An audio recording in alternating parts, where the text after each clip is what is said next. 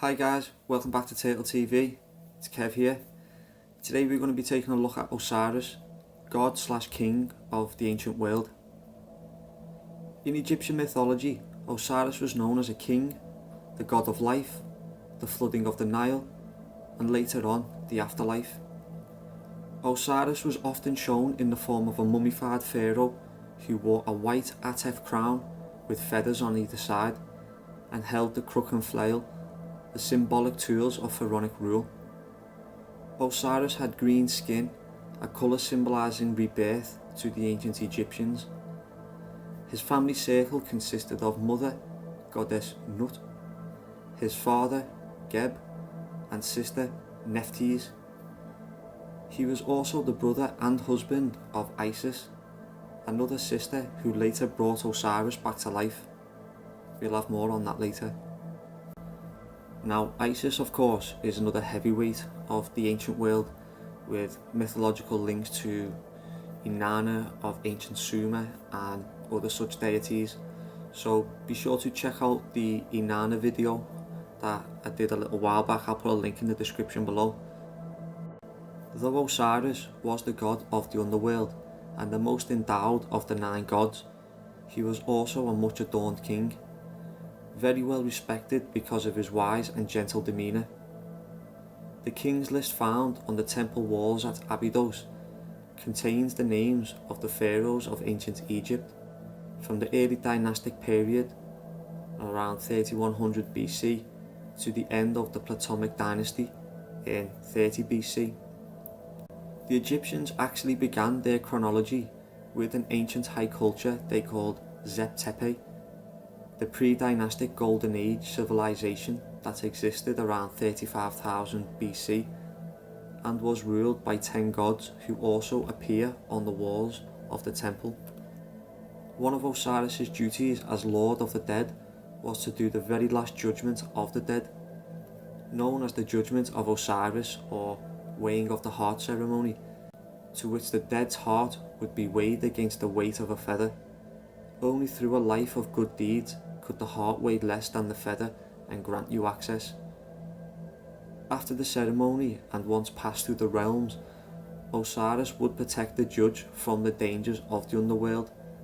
This transition between life and death was an amazing yet perilous journey, thwarted with dangers crossing realms, but he was the king of the underworld after all.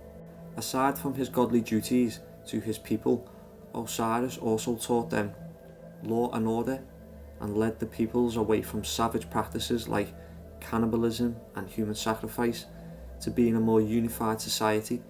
He even taught them agriculture and how to tame the mighty river Nile.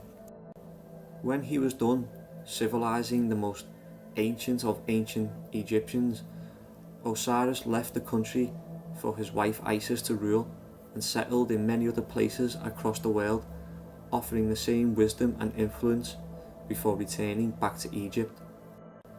This travelling has of course spawned speculations linking Osiris to other ancient renowned gods including Prometheus of Greece, Enki of Sumer, Elohim of the Hebrews, Quetzalcoatl from South America. Now, Osiris was even said to be able to travel amongst the stars. Osiris was pharaoh at the time of his murder by his brother Set, who tricked Osiris into a wooden box, where he then poured molten lead over the box to create a seal, trapping the king inside, bringing an end to his earthly rule.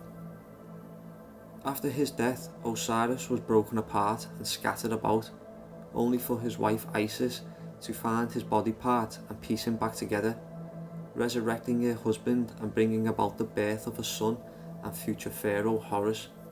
Later, after Osiris' son Horus was old enough, he defeated his uncle Set in a tribunal of the gods, who met to decide who was the rightful king.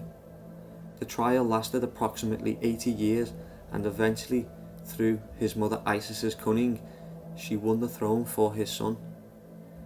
Perhaps I'll make a more in-detailed video on Horus in the future, because there's quite a lot of material to talk about Horus. After his death, it was then that Osiris went on to become the king of the afterlife and set about ruling his new domain. The tomb was discovered in recent years on the Giza Plateau and is believed by Egyptologists to be the symbolic tomb of the god king himself, and is thought to have been built during the 25th dynasty between 760 and 525 BC. It is also thought that this symbolic burial site was used in rituals to connect the god of the afterlife's vast powers with the then sitting pharaohs of the day, who were hoping to gain the god's favour and have a successful kingship. There we go, guys, the man / god himself, Osiris. I hope you enjoyed this one. Please leave a like and subscribe, and hopefully I'll see you in the next one. Peace.